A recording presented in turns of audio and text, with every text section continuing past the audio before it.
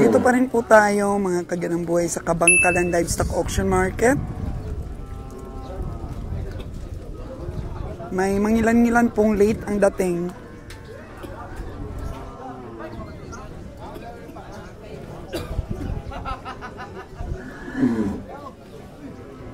Time check po natin is 6:15 in the morning. At wala pa pong nabili ang ating mga kabiyahe dahil hindi daw maintindihan ang presyo. Kaya't kung hindi naiintindihan ang presyo, mahal talaga mga kaganang buhay at hindi po nakakakita ng panalo ang ating mga sipatador. Kaya't antabayanan pa po natin ang mga kaganapan ng pamilihan dito po sa Kabangkalan Livestock Auction.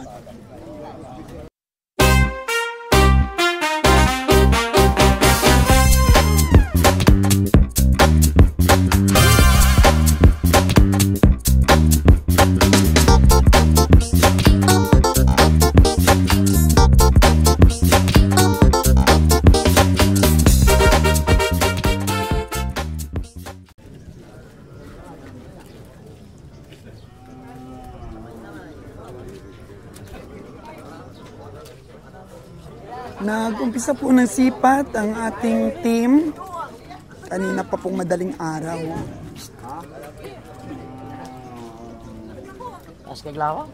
Tatlo po ang ating kabiyahe. Kabiyaheng Nalon, kabiyaheng Roger at kabiyaheng Winnie. Sa tatlo na po sila, wala pa po silang nagustuhan at naintindihan na presyo.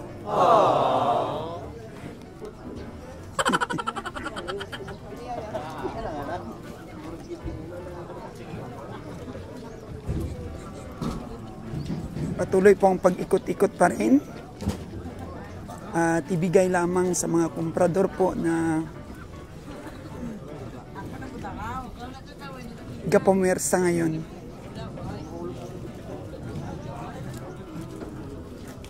Kung sa tingin nila ay kaya pang lusutan sa katayan ang kilo ng karne. So, bumayad ka na ng pagkain natin? Oo. Bayaran mo na. Para makaproceed na po tayo sa ibang location. 6:20 in the morning.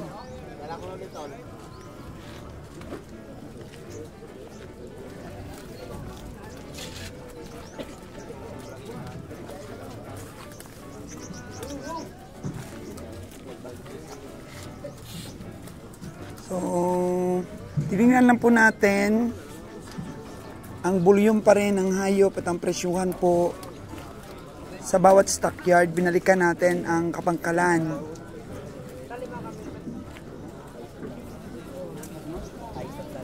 At nakita po natin na medyo mataas ang presyo.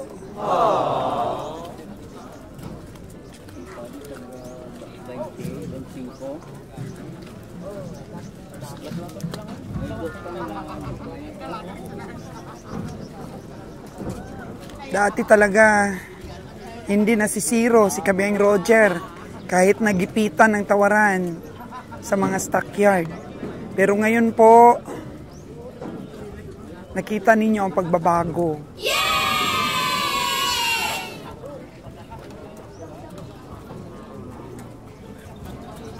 Matinding analyzation,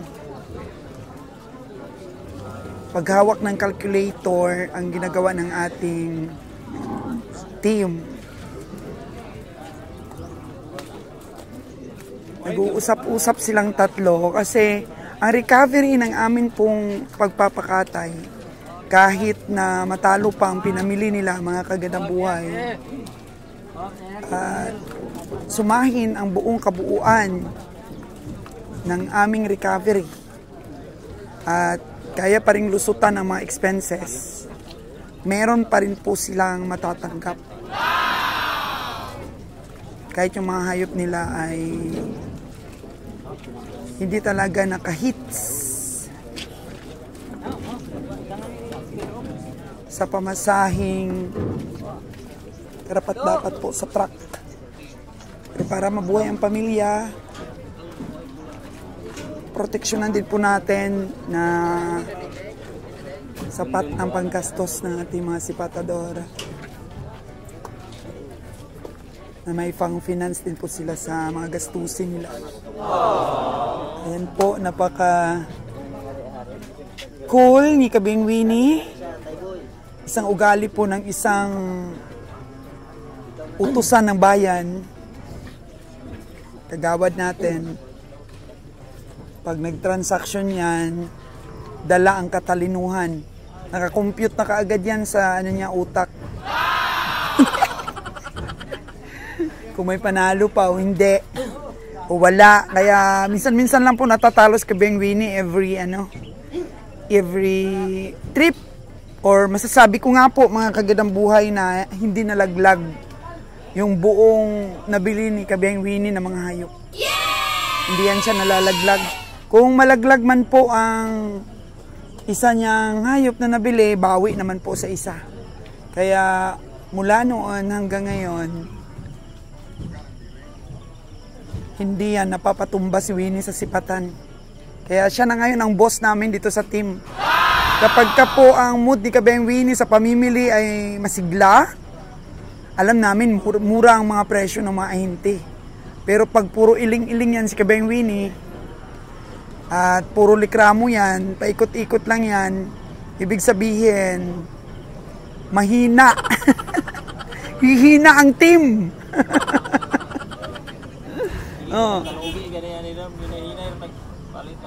Nahihinay lang daw sa pagbili.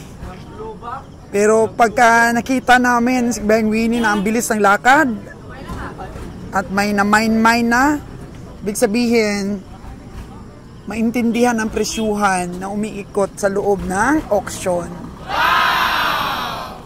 Titingnan namin ang mood ng Kabeng Winnie. Kasi sinalon, ano lang yan ngayon, sinalon nakadepende na lang kay Kabeng Roger, tulong-tulong na lang talaga sinalon. Pagka lalo na't mataas ang presyo, ang style ngayon ni Nalon, buntot-buntot lang siya kay Kabeng Roger, tulong-tulong lang po sa pag-analyze. Pero ayaw niya pong magbili. Si Kabeng Roger talaga po ang nagbibid talaga at nagadaog ng hayop. Pero si Kabeng Winnie, atapang atao, Andres Bonifacio, laging akyat a bundok.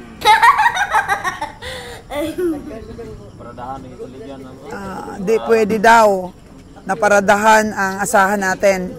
Kailangan abundok, adiskarte, kabiyahe Winnie. So sinubok na ng panahon ng aming samahan at pinaglalaban po ng ating mga sipatador ang negosyong ito. Paano ba naman namin ito iiwan, mga kagandang buhay, kung nakikita namin na dibdiban ang pagmamahal ng ating mga tao dito sa negosyong ito. Kahit gusto na naming bitawan ni Kabeng Roger, hindi pwede. Kasi marami pong umaasa sa amin. Sa totoo lang po, ang sabi ng iba, hindi daw para sa amin ang negosyong hayop. Pero nakakalungkot at nalulungkot po kami na di na namin makikita ang mga tao po na tumutulong sa amin. Kasi hindi lang naman po about sa kita ang pinag-uusapan natin dito. Ang survival din po ng mga tao na pamahal na sa atin po. Kaya ang dami naming pinapasahod sa lahat po ng store namin. Ang daming binabayaran sa SSS, Pag-ibig, PhilHealth. Mga benepisyo po ng ating mga tauhan. Bigay po natin yan. Kaya abang lingkod po ninyo, nakikita ninyo, pagod. Pero yung maging tatay at nanay ka, kaming dalawa ni Kabeng Roger, sa marami pong mga tao natin na umaasa ang pamilya para po may makain. Yan po ang rason, Kabeng Winnie, na kahit pagod na kami, eh tuloy-tuloy pa rin tayo, ano? Oo, dahil maraming umaasa mga sakripisyo.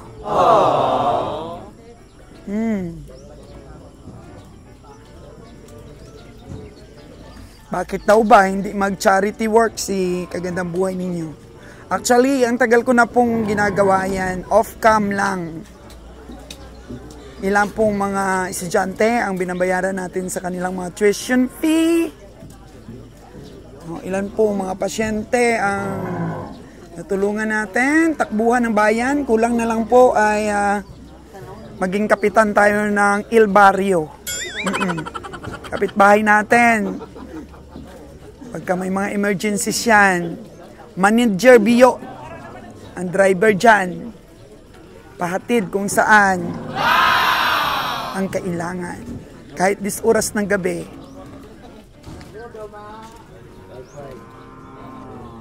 Kaya ang papel po natin sa buhay natin, dapat maintindihan natin. Ang lahat na nagpapagalaw po ay pag-ibig. Pag may pagmamahal sa kapwa natin, lahat po ng trabaho kahit mahirap,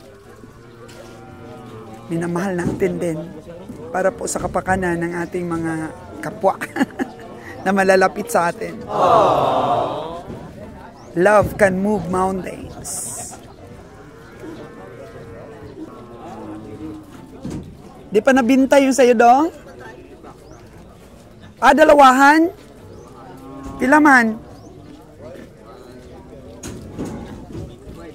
105? 105, dalawahan po,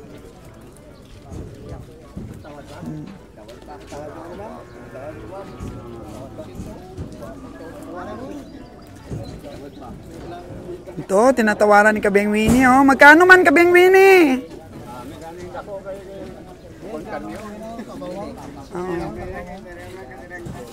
Kanong tawad mo dito sa dalawa?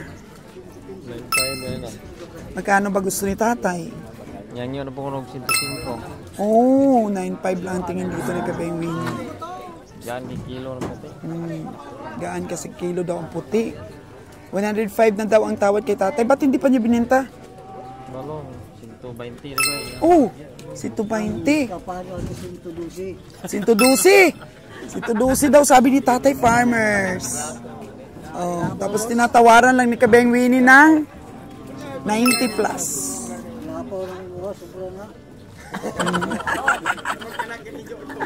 Sobra na daw ang tawad mo, Kabiyahing Winnie. Ito daw. Magkano naman dong? 60 ka na ang last, men. 60 daw ang last. 6.8. 6.8. Magkano ba tawad mo nito? Tayo din sa ikinta ni ganiya. 60? 60 lang. Nagalin mo yung 8. Ayo na sa imo kauban nga 6-3 gani Oh, ayo. 6-3 Kabeng Winnie. Karueng Roger. Ba't hindi mo pa binigay? Talo? Talo daw.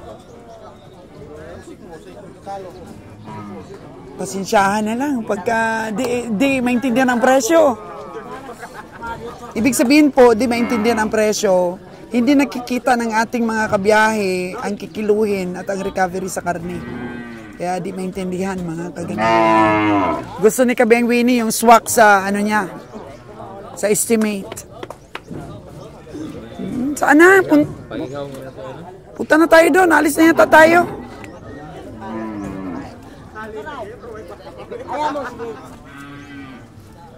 Umorder na naman po tayo ng itlog dahil pagdating po ulit ng ating truck doon po sa Cavite, isang araw lang po silang magpahinga, ang driver at ang pahinante, magbawi lang ng tulog at uuwi po, o uwi na kaagad.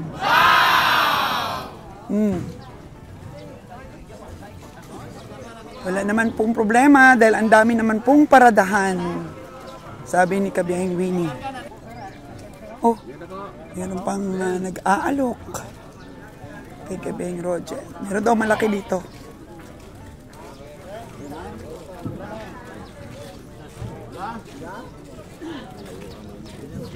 Ay. 60 daw.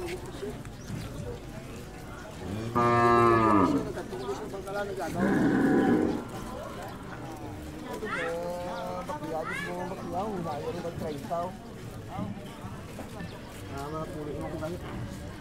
Naging baka ulit sa kabilog, bakiyang nga ako.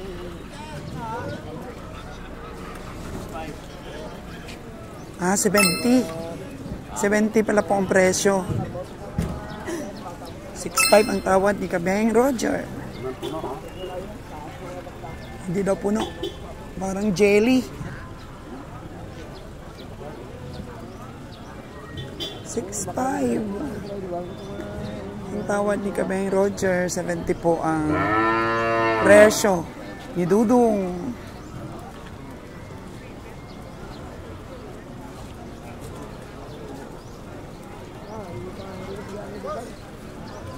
Ya, sa kung ayaw, yatag mo.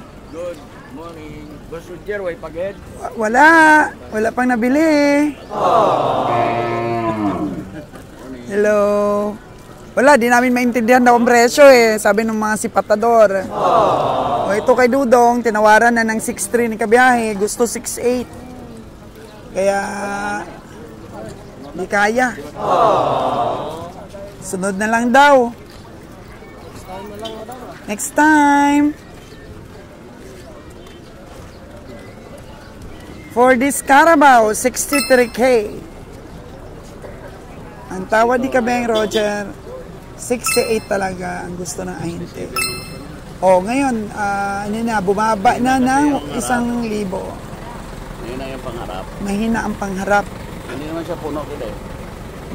Sa society, kita niyan kay Boss Mardon. Suicide ang gagawin mo pag binili mo. Boss Mar, bakit sobrang mahal to? Wala. Wala.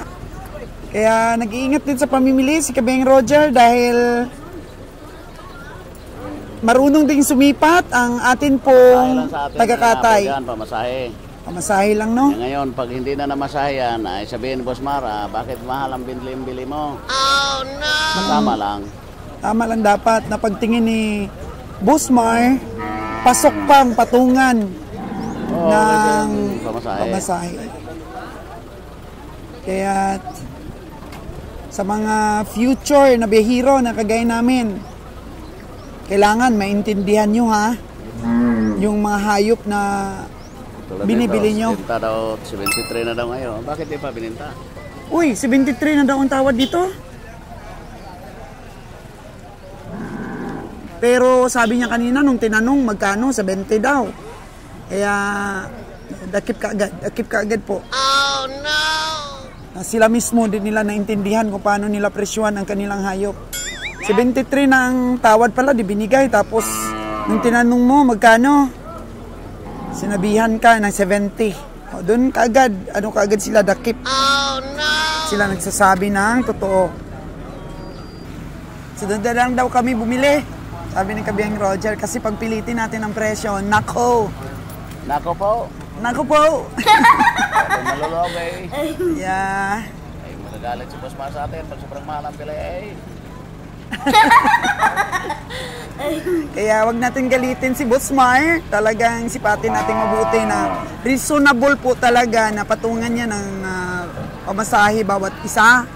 Kaya iniingatan po natin ang ating mga taga-Katay, mga taga-Dambuhay. Yung sabi kasi niya, honest to goodness, na naintindihan natin yung presyo ninyo.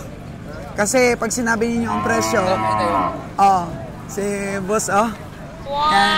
Ito lagi ang malakas eh. Malakas talaga to sa bilihan. Markahan na yan! Sabi niya yan. Yeah! Cute. 85 pang piraso. Oo, 85 piraso. So, ilang truck na yun ang kakarga? Dalawa. Good morning, nalagay dito Roger. Oo, di ba? Ito Roger, mahawada. Wow! Kamusta naman ang katayan mo? Okay lang. Nasa 20, pero naraw-raw.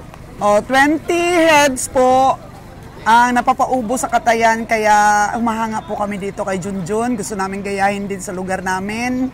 Kaya Jun, pagpatuloy mo ang sipag dahil yung anak mo nagmamana na. Nakita ko dito kahapon. Parang sabi na nga ng iba, naririnig ko, tumatama daw talaga yung masipat ng anak mo. Kaya maganda kang haligi sa pagsipat, di ba? Thanks, madam. Thank you! Si Junjun, kaya mga friends po natin, yung kapwa komprador natin. May katayan po siyang sarili po dito sa Bacolod. Kaya imagine, 20 heads yung napapuubos niya everyday. Kaya namin yan, mga kagandang buhay, supply namin sa Boracay. Kaya namin yan. Kaya paunti-unti lang po, kahit po mabagal masyado ang proseso ng mga plano namin, ay hindi po kami nagmamadali. Talagang ilalagay namin sa sakto po talaga na timing, mga kagandang buhay, kasi medyo mahina pang Boracay ngayon. At hindi po kami nagpapautang talaga. Zero utang talaga kami. So, nangyari yung lockdown, nangyari po yung COVID.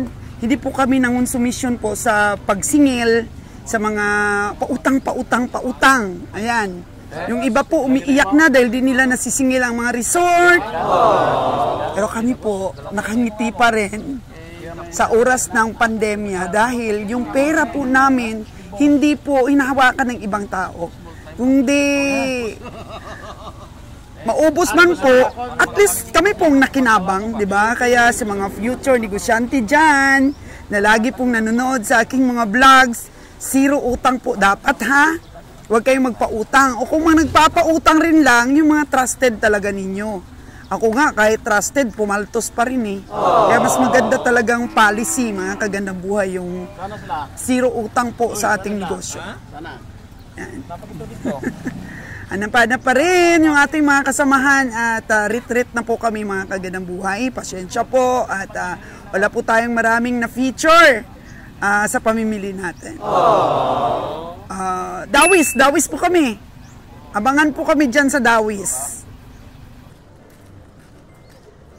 Tawad daw dito ni Kabiyahe is 112. 112 yung tawad niya. Magkano ba kanina presyo mo nito? 120? 60. Lugi. Talo sa 112?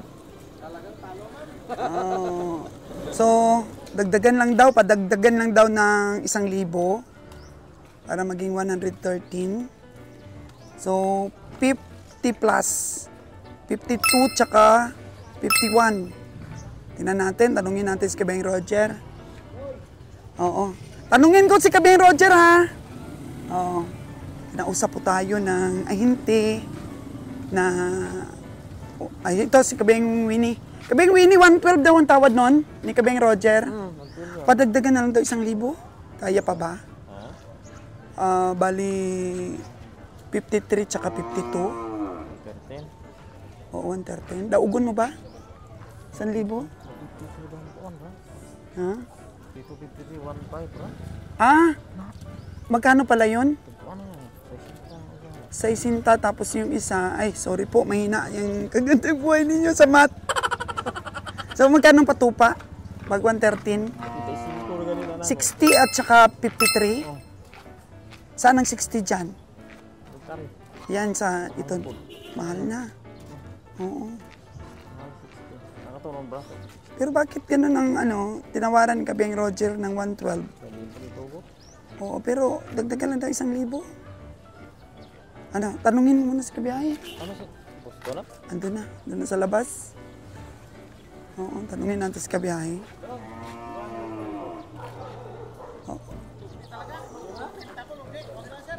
Wag na lang?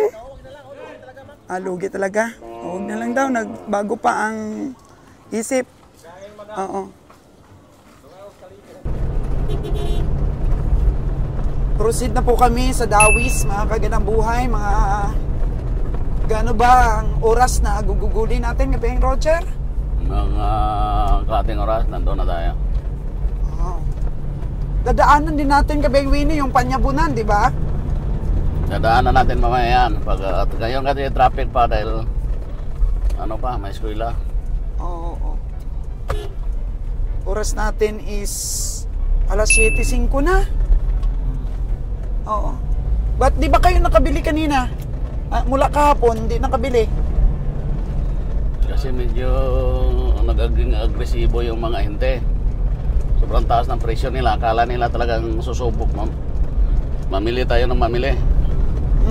Eh nga sabi ko, kasi yung usapan namin ni Boss Mar, Butsoy, dahil sabi niya sa akin, bultuhin niya, pero bibili ako dito yung tamang presyo. Eh nga sabi ko sa kanya, talagang ipag ano namin, gawin namin mga lahat magagawa para magkakarabaw siya sa tamang magaginansya siya. Oo. Gusto ko yumaman ng husto yung tagakatay ko eh. So nung nakita ka ng mga ahente, akala nila kagaya ka pa rin ng dati, nasugod ng sugod.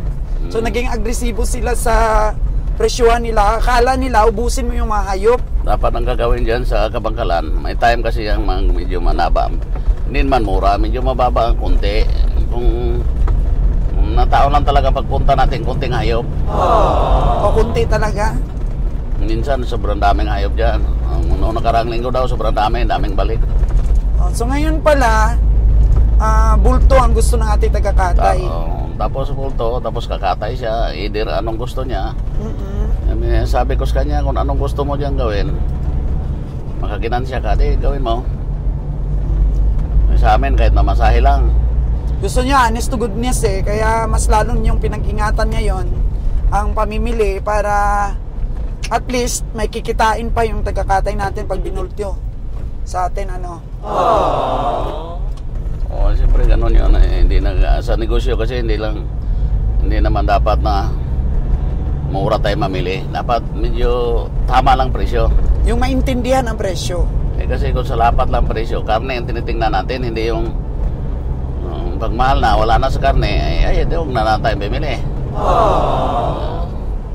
Pero hindi naman tayo sabihin, hindi na tayo bubalik. Ako babalik pa rin ako ng Kabangkalan. Kasi actually, ang Kabangkalan, marami ng mga hayop. Maraming kalabaw talaga. Kung tatagal-tagal ka doon, makabili ka talaga. Mamaya-maya ka pang kunti, makabili ka doon.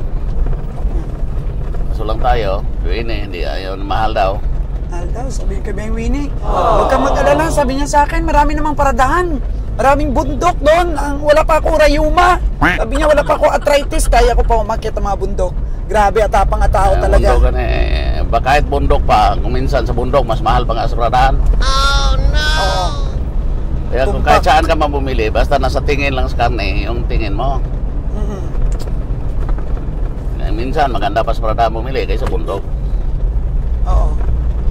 May instances din naman na okay din ang pamimili ni Kabihang Winnie doon.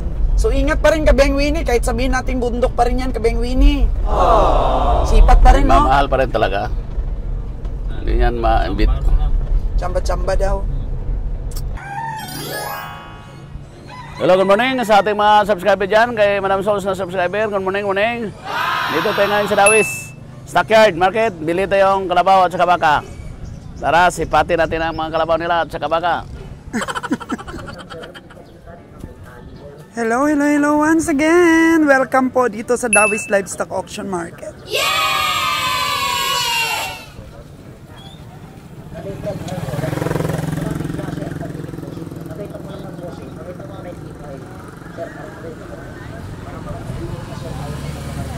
Ito po ang entrance, mga kagandang buhay. Sana marami tayong mabili ngayon.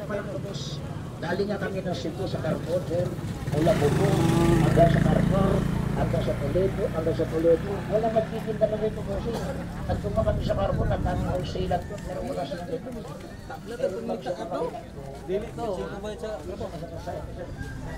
Okay.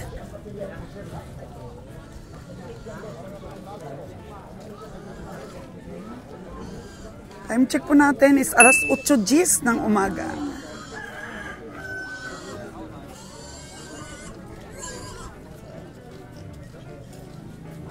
Salamat po at nakabalik tayo sa Dawis.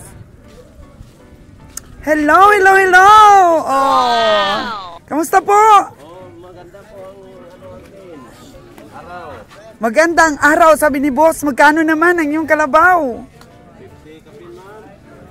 Magkano ang kapin na yan? 57 po mga kagandang buhay. Parang may gatas pa. Bagong lutas? Oh, 57 for this kalabaw. Bagong lutas po mga kagandang buhay. May bawas pa ba yan? Oh. Pwede ba yan ubos 50? Talo agad? Kasi hindi po kasama sa timbang yung gatas. Sa live weight? 160 kilos. O kasama ba dyan yung gatas? Di naman ah. Oo. Babaeng kalabaw po mga kagandang buhay. Maganda.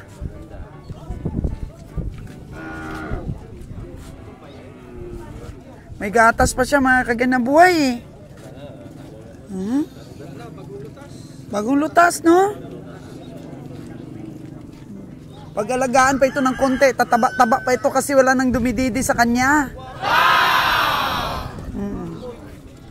Sige. Mamaya, balikan kita ha. Libot muna ako. Tingin muna ako ng iba.